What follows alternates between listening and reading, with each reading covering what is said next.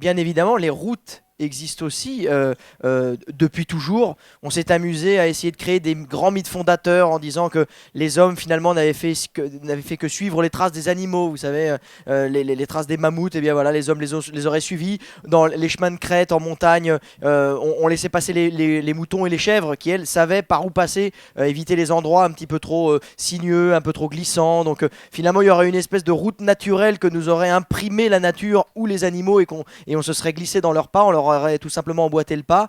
Mais il y a eu aussi des grandes routes qui permettaient d'expliquer un peu les siècles en remontant le temps. Les routes sont nées comme ça, tantôt par la légende, tantôt par la nature, tantôt par la géographie, tantôt par les animaux, mais il y avait des routes. Et moi qui suis passionné par l'histoire de France, je me suis servi de ces routes. Évidemment, c'est la suite logique du métronome. Là encore, c'est la route me permet de décrypter ce qui m'entoure, de comprendre ma géographie et au-delà de cette géographie, mon histoire, notre histoire. Moi, la route, c'est ce qui m'avait animé déjà dans Métronome, la route est le lien fondamental et la colonne vertébrale d'un pays.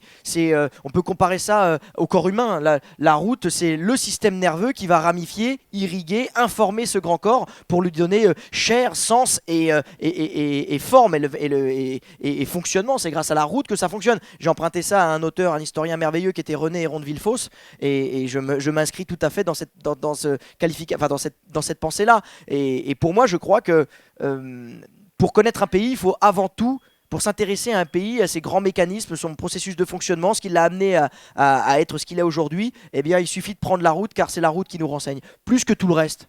Je suis parti à la recherche de vestiges, parce que pour moi, les vestiges sont la machine à remonter le temps.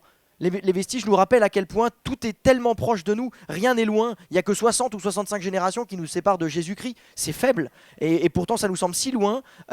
L'histoire, on a l'impression qu'elle est que dans les livres, que dans les musées, c'est pas vrai, elle est tout autour de nous, elle est dans des choses qu'on peut toucher du doigt. Je m'amusais à donner un exemple pour Paris avec cette rue, il y a à côté du Louvre une rue qui s'appelle la rue Bailleul, où on sait que pendant la nuit terrible de la Saint-Barthélemy en 1572, des protestants ont réussi à se protéger en sautant dans un puits, qui n'était pas heureusement en eau, ils ont réussi à se cacher là-dedans, ils étaient 7 ou 8, et aujourd'hui ce puits est encore accessible, il est encore visible, vous allez au 6 rue Bailleul dans le premier à Paris, et vous avez la margelle avec donc le puits qui se présente à vous, et sincèrement en touchant cet endroit-là, on a la sensation que les pierres nous parlent, et on entend encore les lamentations, les prières et les espoirs de ces gens qui étaient injustement et cruellement pourchassés.